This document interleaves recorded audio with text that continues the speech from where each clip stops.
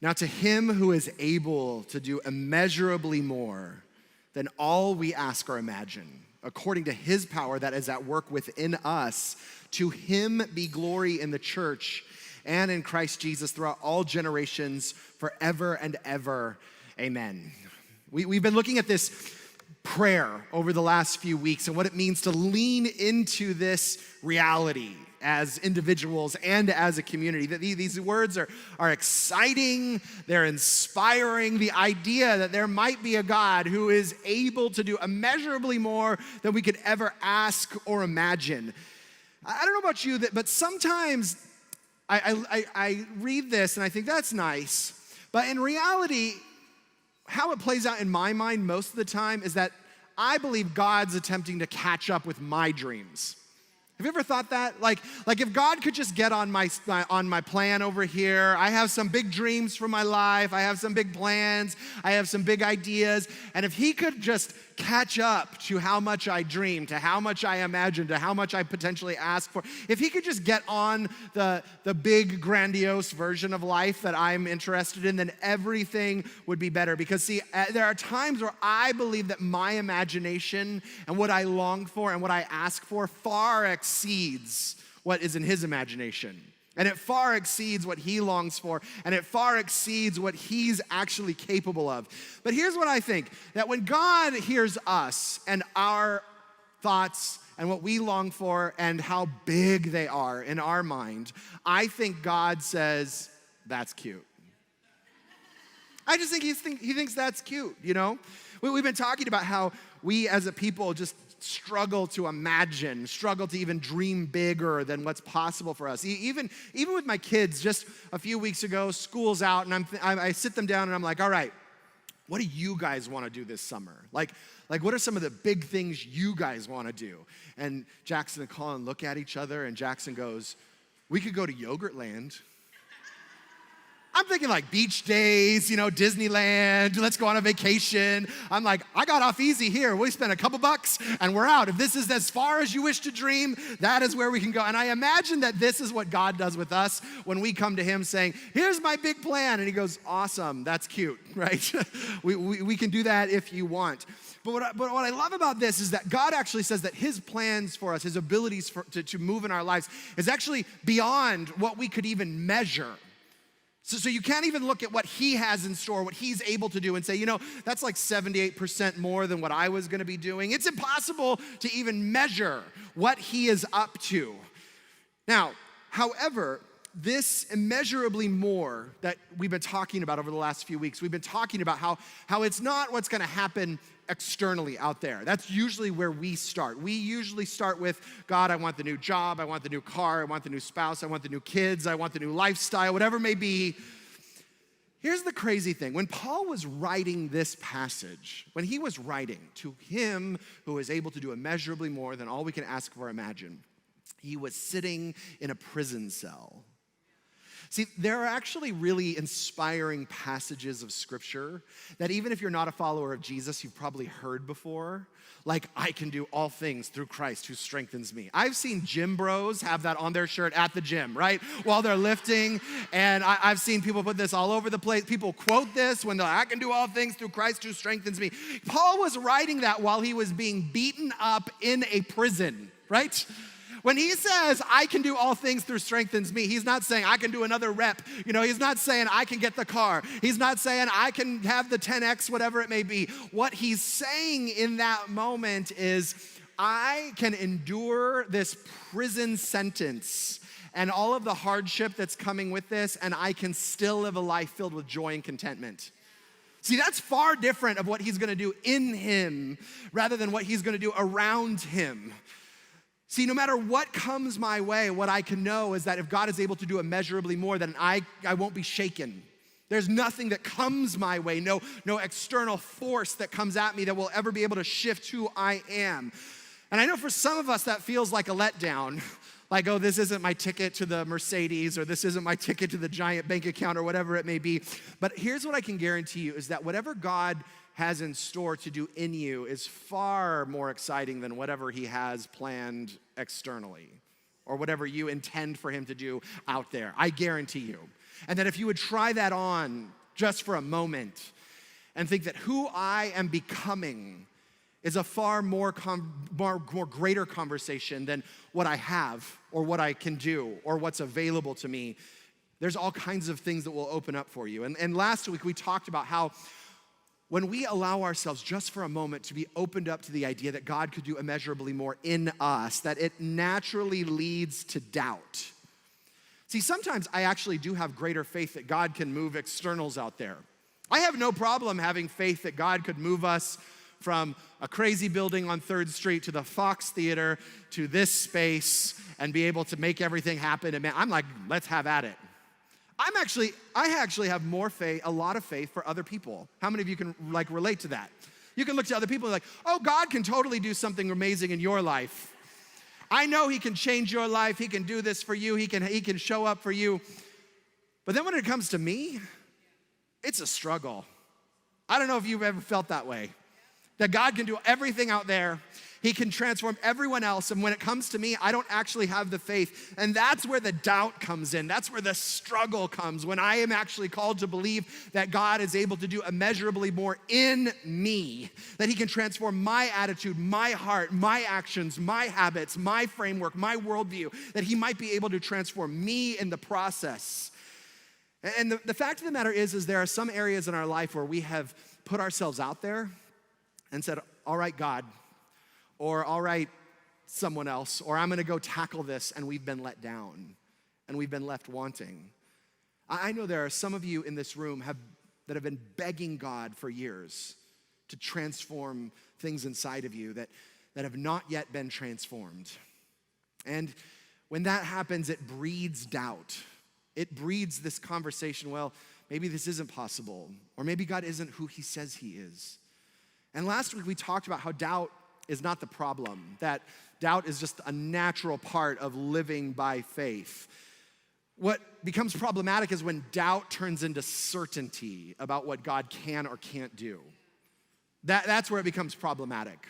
See, it's one thing to go, we'll see. I'm gonna still keep my heart out there. I'm gonna still keep my mind soft. I'm gonna still allow myself to hope, but we'll see. And that's okay. It becomes problematic when we go, no, I actually know what God's capable of and not capable of doing. I know what he can and can't do. I know what's possible and not possible, and I'm just gonna live by that. See, the struggle for you and I in this conversation is for us to actually hold on to hope, to grip onto it with everything inside of us and say, I refuse to let it go, to believe that there is more available, even when it feels like it's not, even when it looks like all hope is lost, even when all the externals say this is not possible, to hold on to this hope that it could be, that God might show up.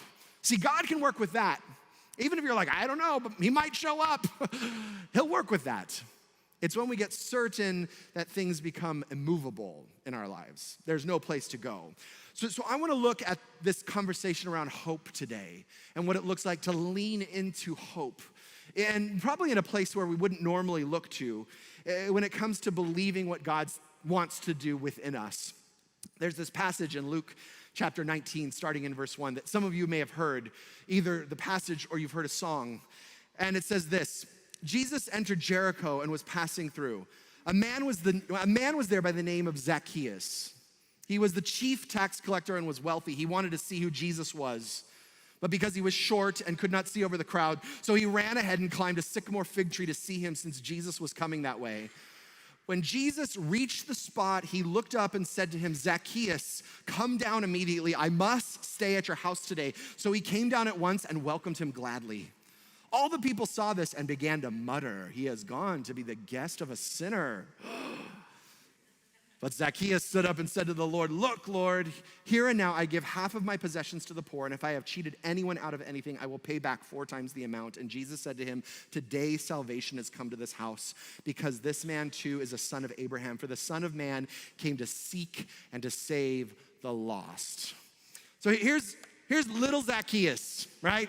Even has a song named after him. Like, Zacchaeus was a wee little man, and a wee little man was he, right? And here he is. It is disappointing that his whole song is about how short he is, right? Talk about little man syndrome. Here he is, that's a whole song about him. But I actually read this and I see this moment that is filled with hope that is immeasurably more than he could have ever asked or imagined for in this moment. See, what we know about Zacchaeus, besides his height, is that he was a wealthy man, which was not the problem. What was the problem was actually how he became a wealthy man, because he was a tax collector, and not just a tax collector, he was the chief tax collector. Now, you may think, why is that problematic? Well, even today, no one really loves an IRS agent, do they? I mean, no one actually says, I cannot wait to get my taxes done. It's just not a very exciting thing. They're on the range of professions, there's like Satan and dentists and IRS agents, right? Sorry to the dentists in the crowd, but we don't really like being around them today. But even in Zacchaeus' time, it was a whole different story, because tax collectors were actually known for their corruption. They were known for being the swindlers. They were known for being the liars and the cheats, and they were known for getting what was theirs at all costs. And so Zacchaeus wasn't just a tax collector, he was the chief tax collector. He was the IRS agent over the IRS agents, right? And so what would happen is they would often come to someone and say, you owe $300 in taxes this year. But if you don't want to be thrown into prison with the emperor, you need to give me 700.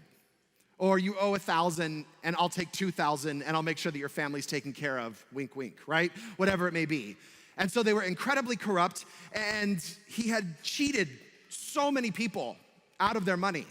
He had stolen and swindled and lied and cheated his way to the wealth that he had in this moment. So here's Zacchaeus. He's short, but he was also a traitor. He was a traitor because he was a Jewish man working for the empire.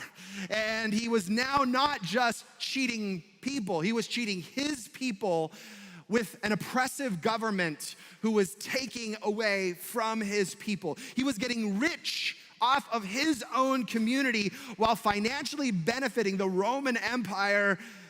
And he finds himself not very popular of a guy.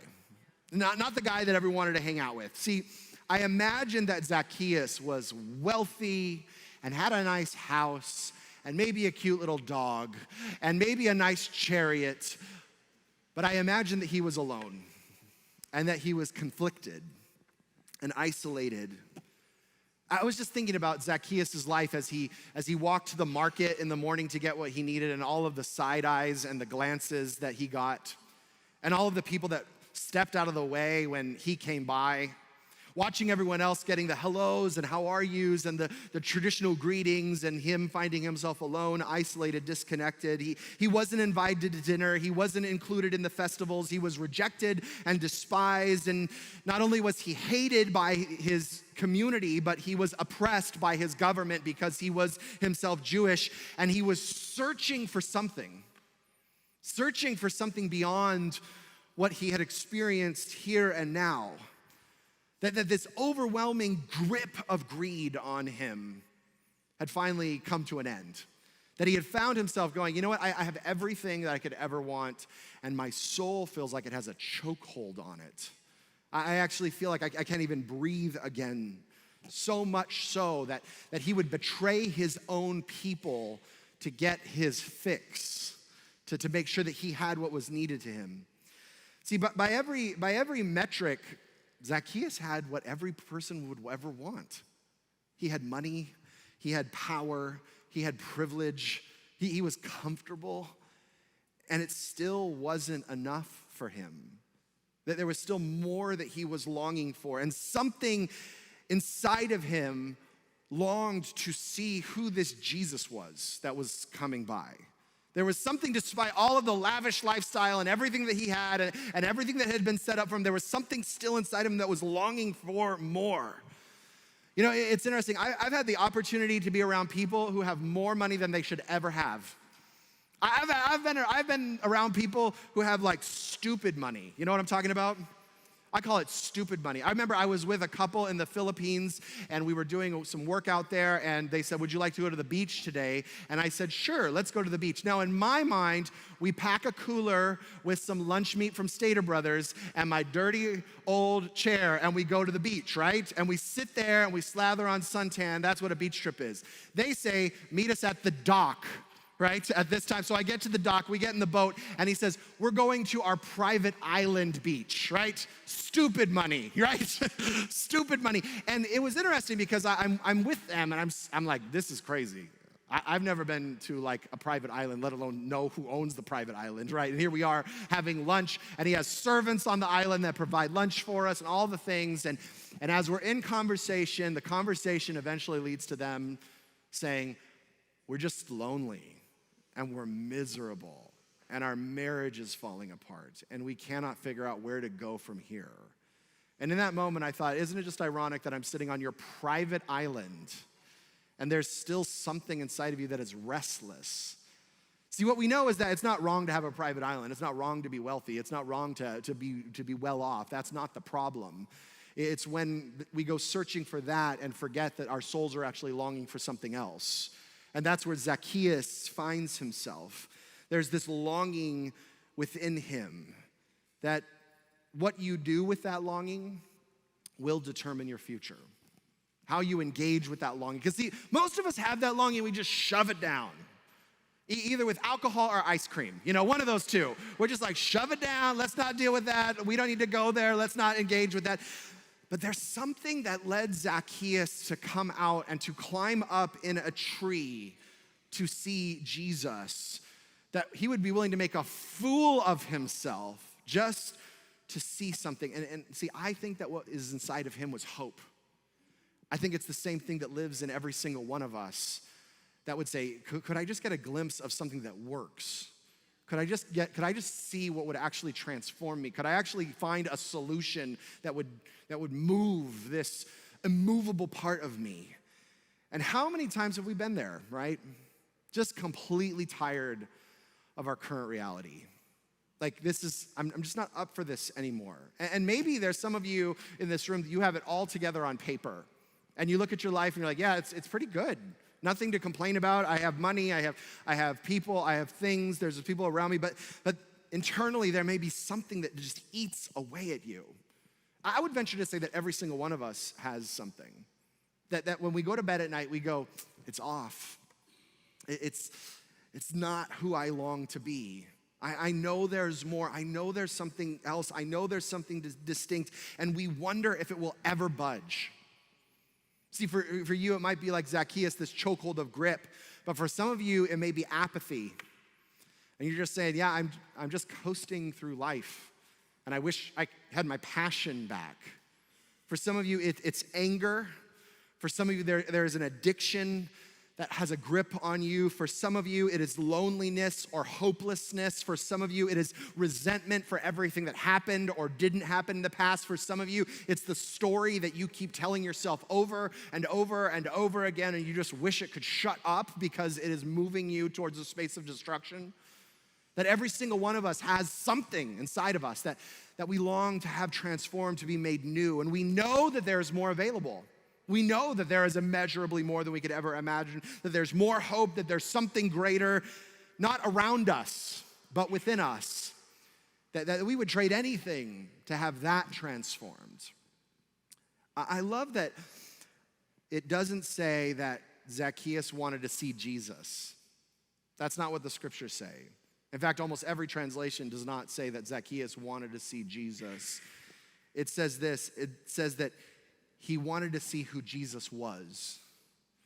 See, there's a big difference between just wanting to see Jesus and wanting to see who Jesus was. There's a massive difference. Because I know all kinds of people who have seen Jesus and have no interest in knowing who he is. In fact, we live in a society where we can actually see someone from a distance and assume that we know who they are. Thank you, social media, right? I have people all the time. This just happened to me on Friday. I have a friend who I have probably not seen, no kidding, in about 16 years. And they came by our loft, and we were talking for a while, and she said, I just love your boys.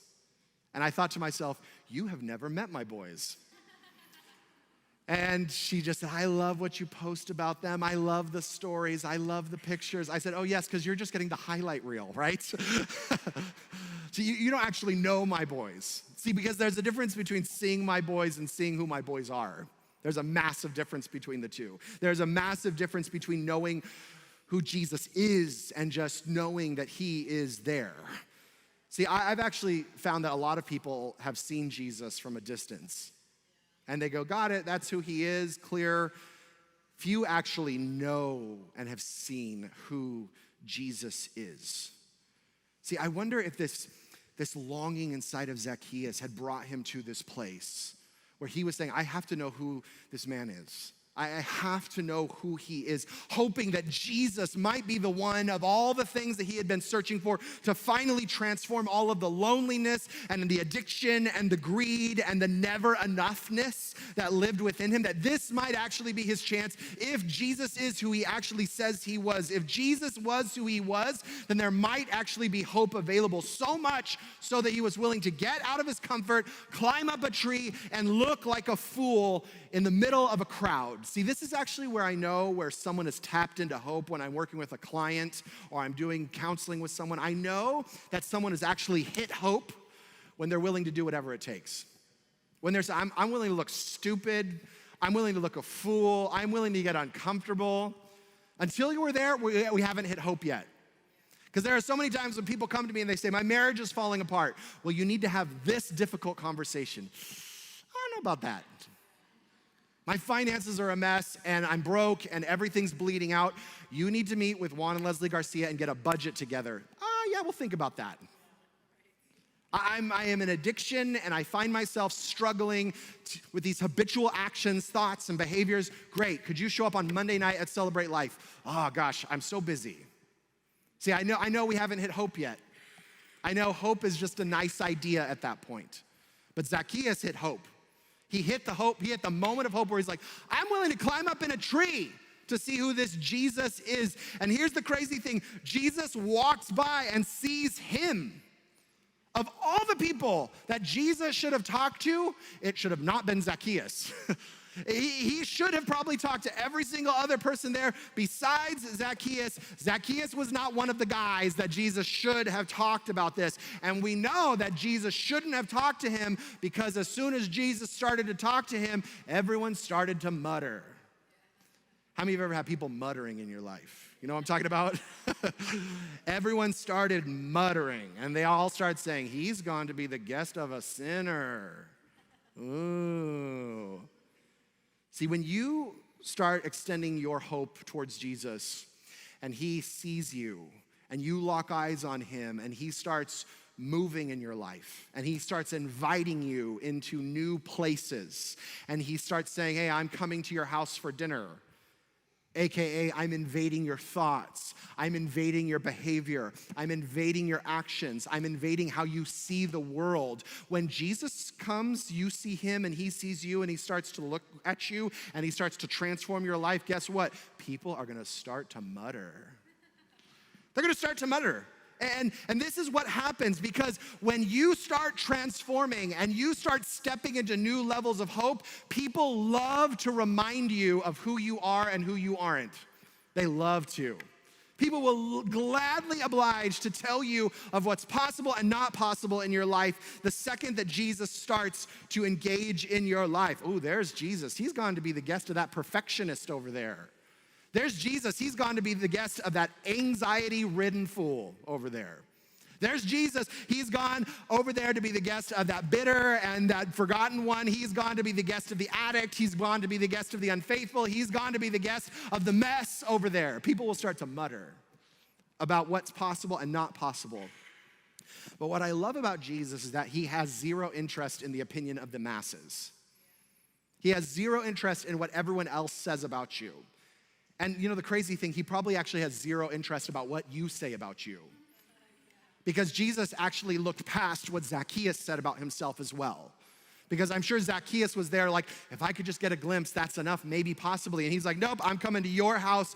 But there were hundreds there to see Jesus. But the one that Jesus saw was Zacchaeus because he was the one that was there to see who Jesus was. What are you gonna do? How are we gonna move? I have hope that needs to be fulfilled, and that's what mattered in this moment.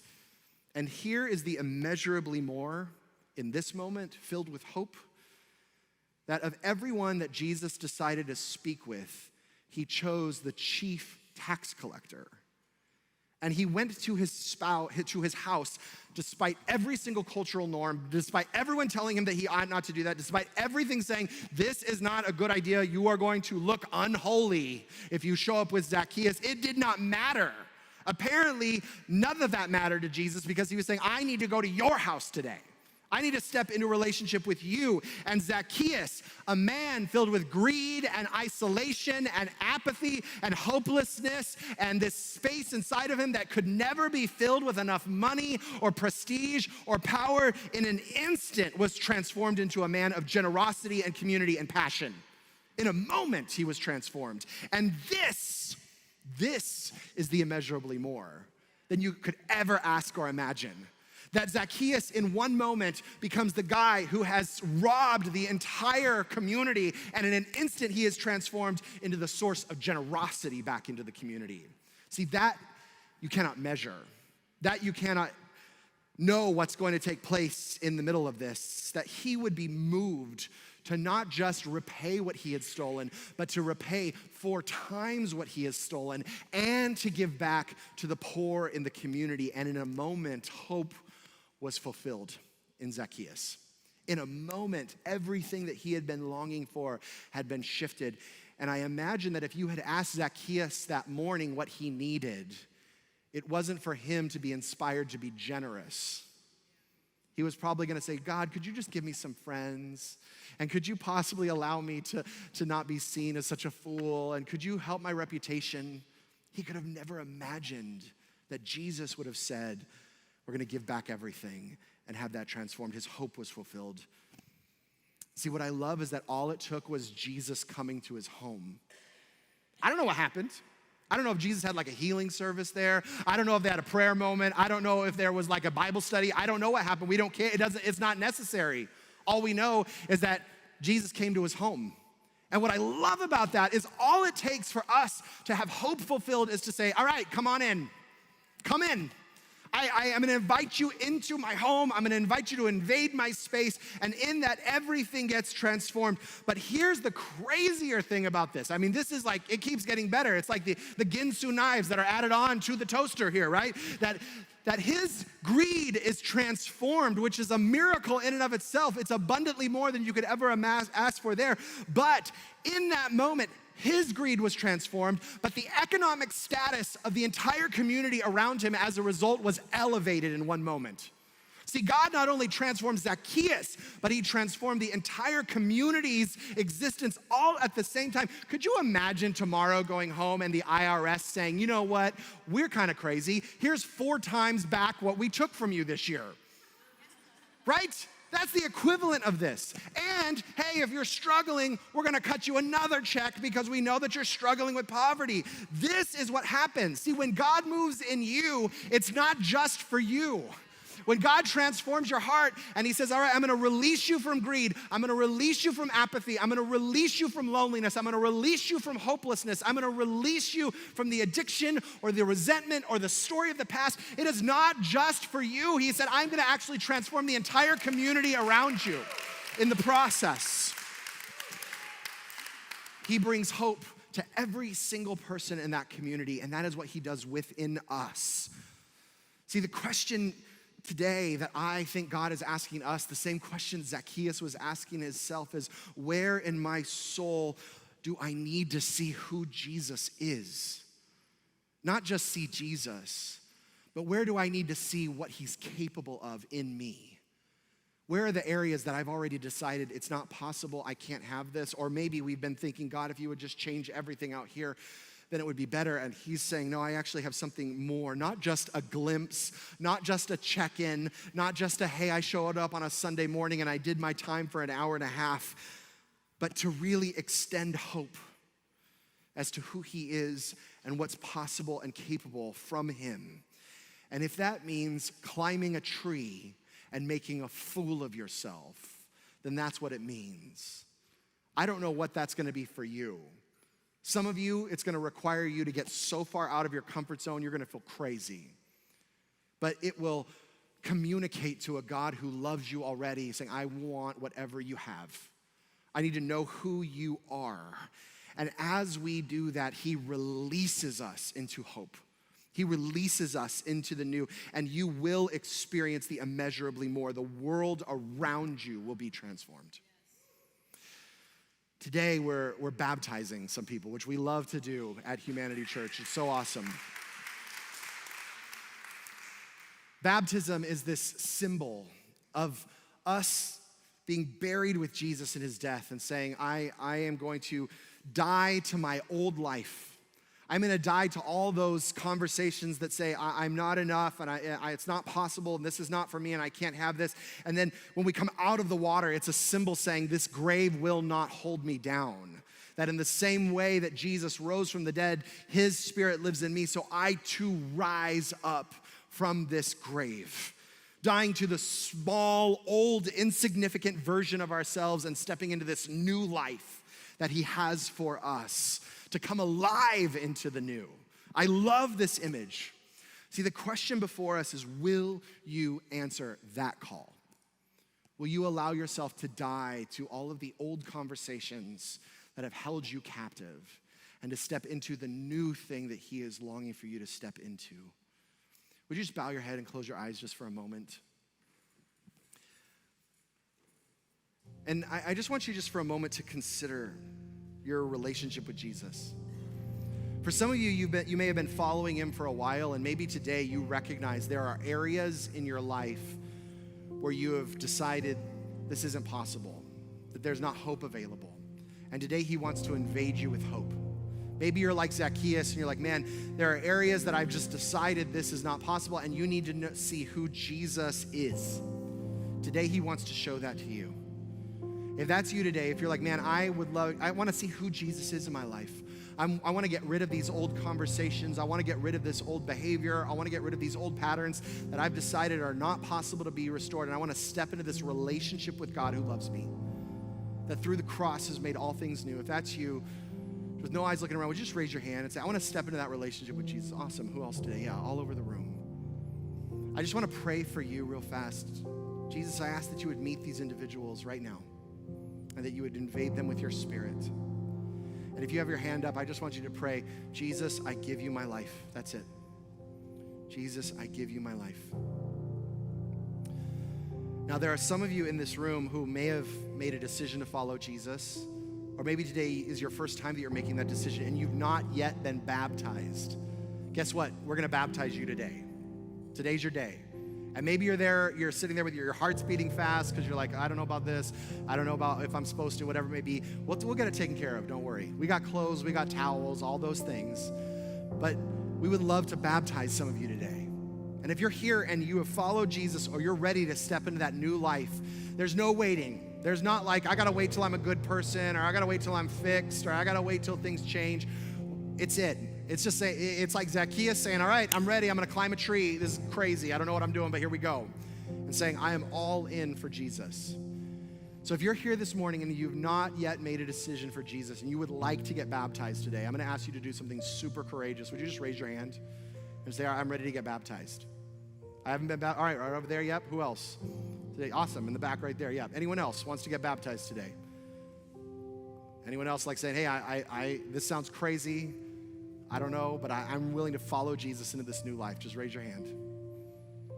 Awesome. If you just raised your hand, when I dismiss, I'm gonna have you actually go into the lobby. There's gonna be a gentleman right outside with a table filled with towels and t-shirts, and you're just gonna grab a t-shirt, shorts, and towels, and we're gonna baptize you today, which is awesome. Yeah, which is really great. And look, if you're here and you're like, I didn't have enough courage to raise my hand, I didn't know what Nathan was gonna do if I raised my hand, you can go out there, we'll baptize you, no judgment, all right? Which is very exciting. And so here's the thing. We are going to go baptize some individuals right now that are ready to go. And as a community, this is a moment to celebrate, to be like all in. Oh my gosh, these people have made a new decision. They are stepping into the new. It's unthinkable. It's unheard of. So here's how I want to end our gathering together. We're going to stand up in just a minute. We're going to go straight out those doors through the lobby, and the baptism is right out front. Now, here's the thing. This is our very first baptism in this space, so I want it to be huge. I want Gary out here to be like, what's happening on the lawn out there? This is crazy. right? So don't go, your teachers are instructed to hold the kids for just 10 minutes, all right? And so they'll hold the kids. Let's go out there and let's celebrate big and let's party. All right, you guys are dismissed. We'll see you out there for baptisms, all right?